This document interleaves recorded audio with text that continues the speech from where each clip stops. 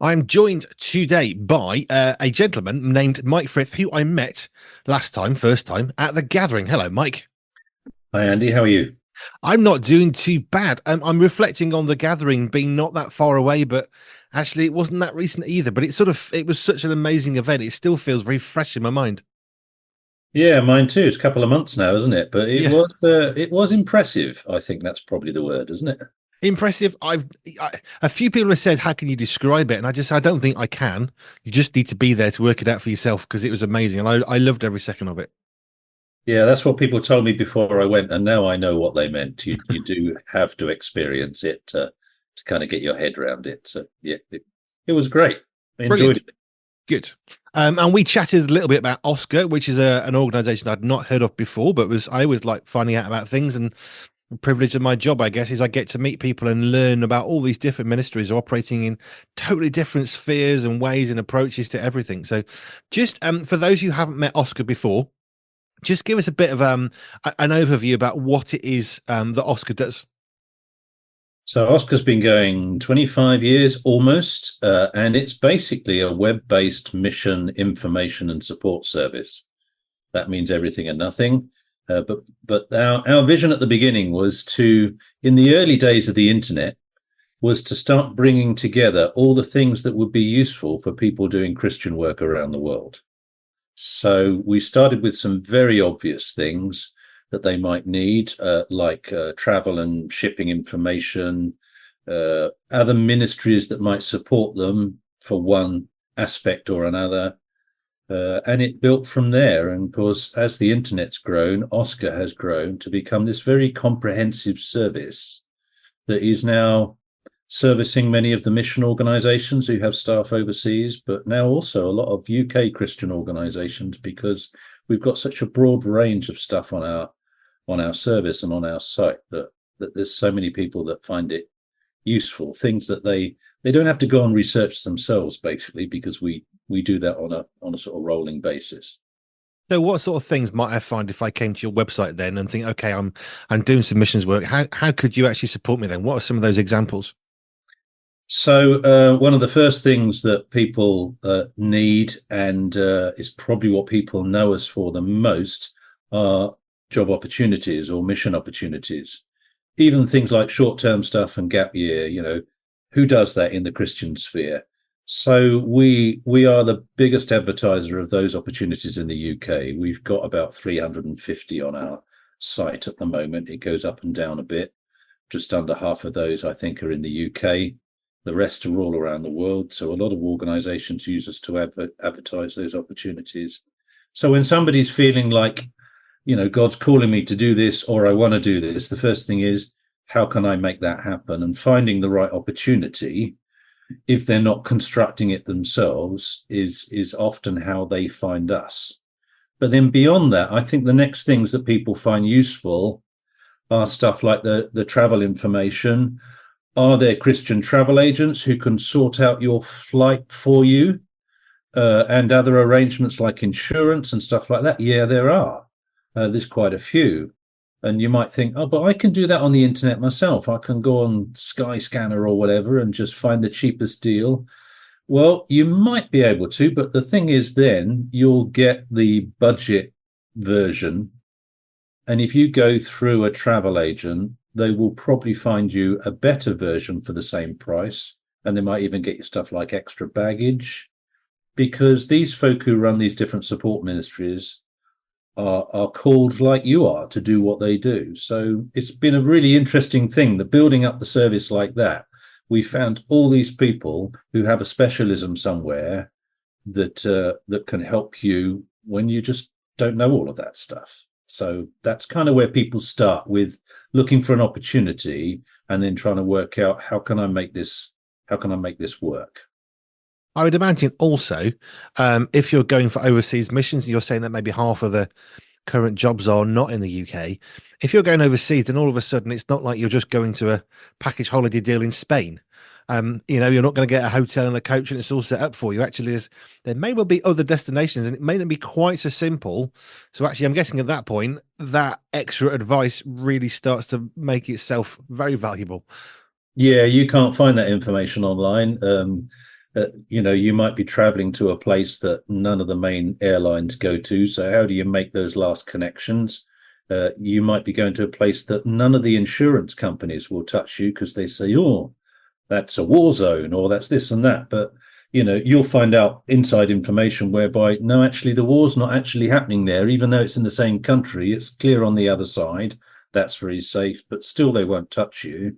So you want to know insurance companies or brokers who deal with that, and that they're around, and some of them are Christian, they're Christian owned. So yeah, it is all those specialist bits that people often need to know in a mission situation that you can't find anywhere else.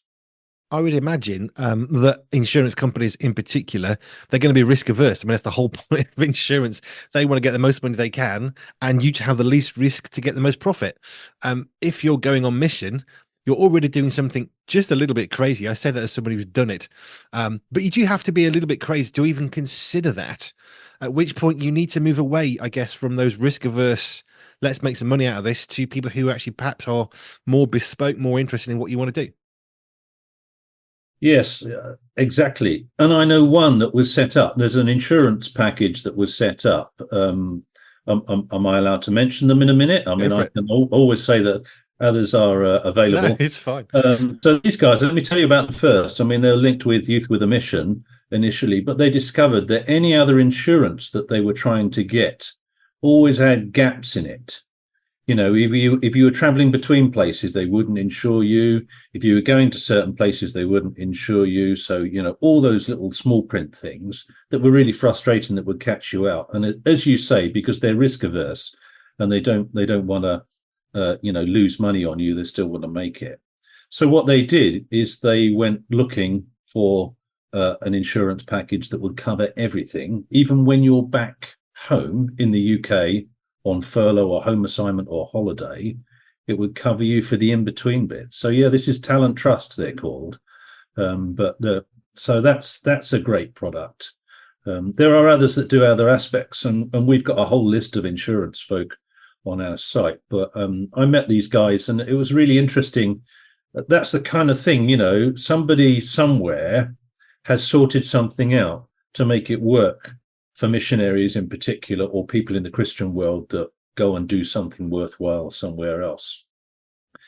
So it's just knowing about them, because sometimes you can't find them on Google. You actually have to be linked in some other way, and that's really what Oscar does. And it's that linking together which is crucial.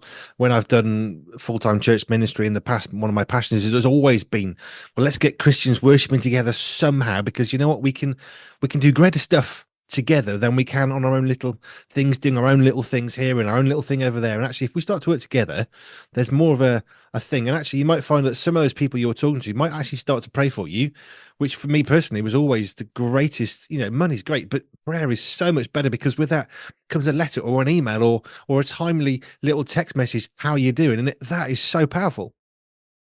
Yeah, exactly. Networking as you go and building up a whole network of people who do end up praying for you, supporting you, encouraging you, and all that stuff, that I think again is really important in any kind of Christian work, because you can feel quite isolated.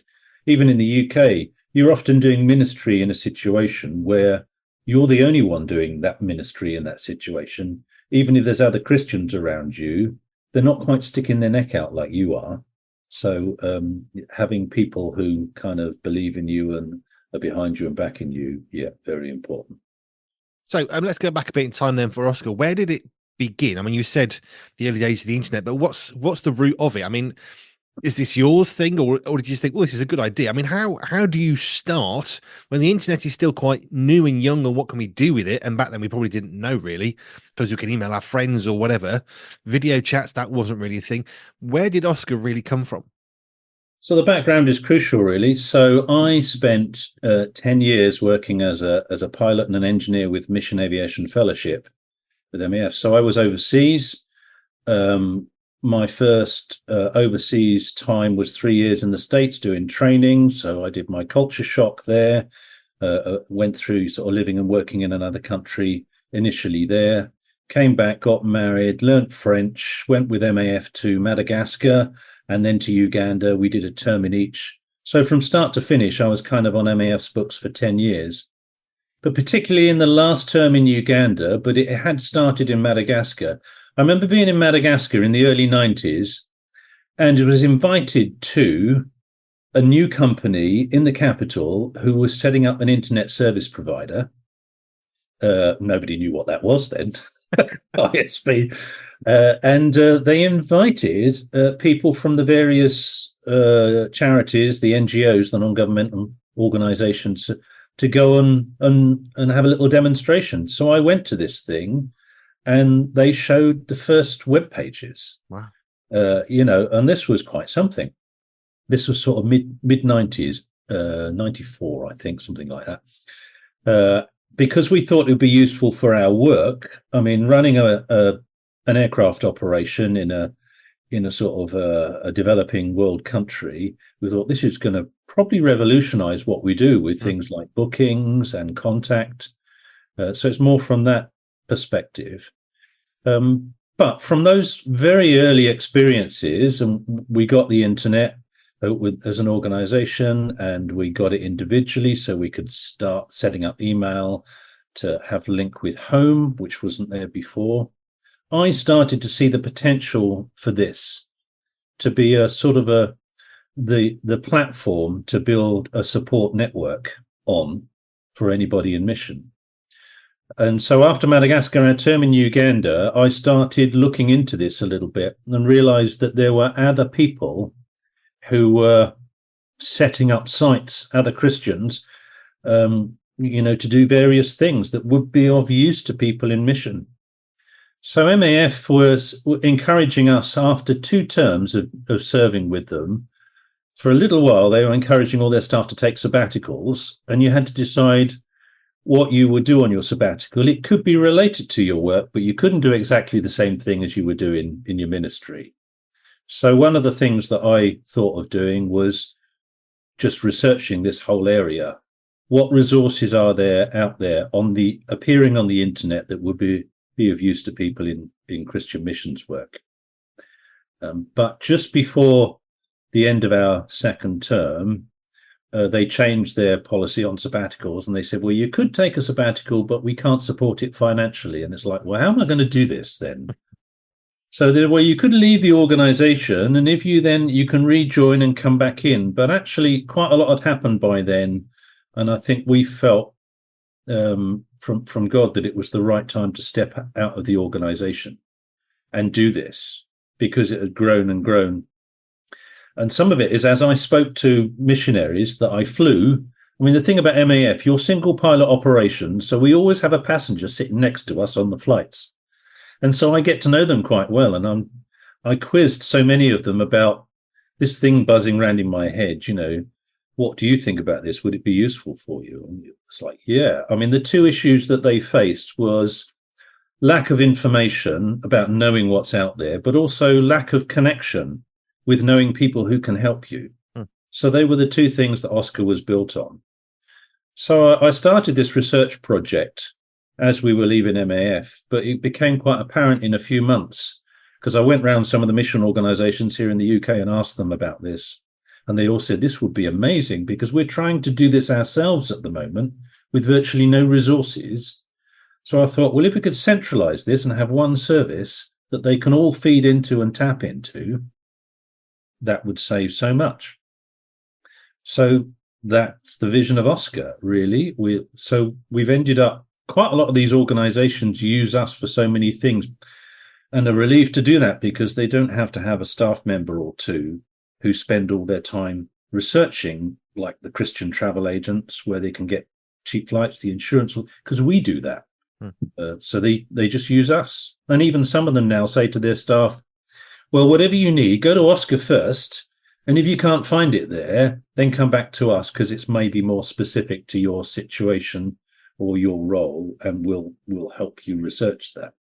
So yeah, that was kind of the vision. It was being at the front end, and with our own needs as well, because I started using stuff in our situation that I'd found on the internet that I thought, this is just great if everybody else could know where this is. So it needed to be a bit of a sharing hub as well, And that's what it is. When somebody finds something useful, they share it through our service. I didn't know that. That's a really interesting story. Um, and I love how you're trying to help other organizations, but especially as you said, you were out there, wherever that may have been, helping missionaries. And actually, I suppose in a sense, you're probably the perfect person because you're getting there. I can't believe I haven't got this information. Oh, that didn't come through. I can't get hold of so and so. And you're sitting there then thinking, what if I could, join the dots on this? What an amazing picture that would be, and what an amazing picture you've made over nearly 25 years, which is astounding. Yeah, I mean, being a pilot with MAF was the perfect training ground for setting up and running Oscar. I'm amazed as I look back, even years later, I thought, I can't think of another role that I could have had overseas that would have given me so much good experience and exposure to be able to do what I do now. And it still kind of feeds me. I still not only understand being a missionary myself, I also got insight into lots of other people's situations because I either flew them or stayed with them or they stayed with us because that was part of the role. So yeah, it was really, really crucial. Awesome. I never thought driving trucks over 20 years would be a perfect foundation for running a radio station that we set up from scratch. But actually, the ability to go to festivals, know how to get stuff in a car, logistics, driving, which we do quite a bit. Actually, a lot of what I do, I look back to trucking and think that was really useful, but I never thought that would be used in any kind of ministry way like this. Let's go back a bit further in time then. So what's your story of faith? You're talking about being a missionary with MAF, who obviously some of us would have heard of, perhaps not known necessarily about it enough, but what was your story of faith? So I grew up in the church from 2 weeks old. Parents took me along to my fairly traditional Methodist church, and grew up through the youth group. But even before then, I remember my brother not wanting to go to church at the age of sort of 12. And my parents said to him, when you're 14, you can choose not to go. But until then, you come with us.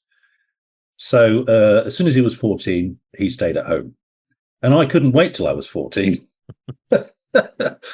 because I could make the same decision because it was pretty boring. But then at about 13 and a half, I discovered the youth group. And I thought, oh, this is cool. I quite like, this group of people and got to know them. And going to church on a Sunday was another chance to see them all. So I stayed. But when I went away to university, I discovered really that the faith that I'd had, aside from the group of friends that I'd grown up with in the church, was probably more in my parents' faith or in other people that I thought, well, if they can have faith, so can I. And I went away to university and I had a bit of a crisis because I thought I haven't got much faith of my own. So I kind of spent a bit of time trying to work that out. But thrown in with that was what I was going to do with my life career-wise. So I'd gone to do mechanical engineering because kind of maths and physics was my forte at school. I was very interested in aircraft. I wanted to go into the aircraft industry. So doing engineering sort of got you in there, and it was a combination of my skills. I also, as soon as I got to uni, I discovered the University Air Squadron, which, if you've ever heard of this, the RAF has these little training squadrons all around the UK that they take in university students and they train them to fly, basic flight training. And it's actually the RAF's biggest pilot recruitment tool. More RAF pilots go through this system than anything else. It's a 2-year commitment that is really no commitment. You can leave whenever you like. They can throw you out whenever you like, and you just go at weekends while you're at university and learn to fly. So I loved this. This was a chance for me to learn to fly for free. The RAF paid for it. So I had this crisis of faith with this in the background. I was flying and loved it. I was doing engineering, wanting to go into the aircraft industry. Wasn't sure about staying on to the RAF. I could do that. I could have done that more permanently and signed up. I went away on a young adult weekend that was linked with the church that I grew up in, part of the Methodist Church. There's a thing called Methodist Association of Youth Clubs years ago, MAYC. They had these big weekends for young people, and then they had these young adult weekends. And I've been on a few of these, and I went to one where I all this was coming together in my head, and I went on it, and I basically said to God at the beginning of the weekend, you need to show up on this weekend, or I'm just going to be going my own way and making my own decisions, because I'm not even sure you're real, kind of thing. And I had this, and I don't think I'd told anybody that I was having this crisis, because I didn't want somebody else to interfere and try to orchestrate stuff. It had to be God. So I stayed on this whole weekend, and by Sunday lunchtime, which was the end of the weekend, nothing had happened. And I thought, am I going to just drive home? Because this was north of Manchester, where I was at university.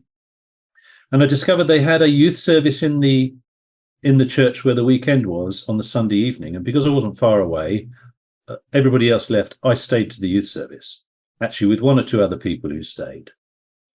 And this youth service, the guy who was leading it was the guy that led the weekend as well. He was quite well known in Methodist circles. It was like the service was for me. Lots of people experienced this. Everything that he was saying was kind of like, crumbs, this is like speaking to me. And so I got to a point, I'm just sitting there in the congregation towards the end of his sermon, where I started saying to God, okay, what are you going to do for me? I'm hearing all of this stuff, but I still need you to do something for me. I need to know you're real. And I heard him say in my heart, what are you willing to do for me? Oh, that's true. I'm not really willing to do anything. I just wanted him to do stuff for me. But he said to me, what are you willing to do for me? Where are you willing to step out in faith? So I said, yeah, you're right. Okay, I'm willing. So the chap who was leading the service made an appeal. So I just got out of my seat and walked up the front, because I thought, all these people, I don't care. As embarrassing as this is, I'm going to do it. There's only one other person that walked up the front in this appeal. So there's two of us in the midst of all these young people. It must have looked quite, it was quite a scary thing for me to do as a shy introvert. So I went up the front, and everything came together. All the questions I had about whether God was real were no longer questions. I felt him in that moment as much as I feel anything. And interestingly, all the things that I had questions about career-wise started to fall into place from that moment. I knew from that moment that he wanted me to give my working life to him. So that was, I was willing to just lay it all out there. But I didn't know how that was going to work out with my interest in aviation or anything else, or engineering. But as you said earlier on to me, that when we were chatting before, nothing's wasted really in your background. And I thought, well, God's probably going to use some of that stuff. And yeah, sure enough, within a couple of months, somebody connected me with MAF. And I was amazed that there was this Christian organization that flew aircraft around the world. And I could either be a pilot or an engineer with them, because I did both. And it was just amazing. It was like the missing piece in the jigsaw that I was constructing, the big piece in the middle that made it all, make sense. And so I started to pursue that. I went to Bible college after university because I wanted to sort out this calling, because it was a calling. And I also wanted to get some Bible knowledge behind me, because I just didn't have much.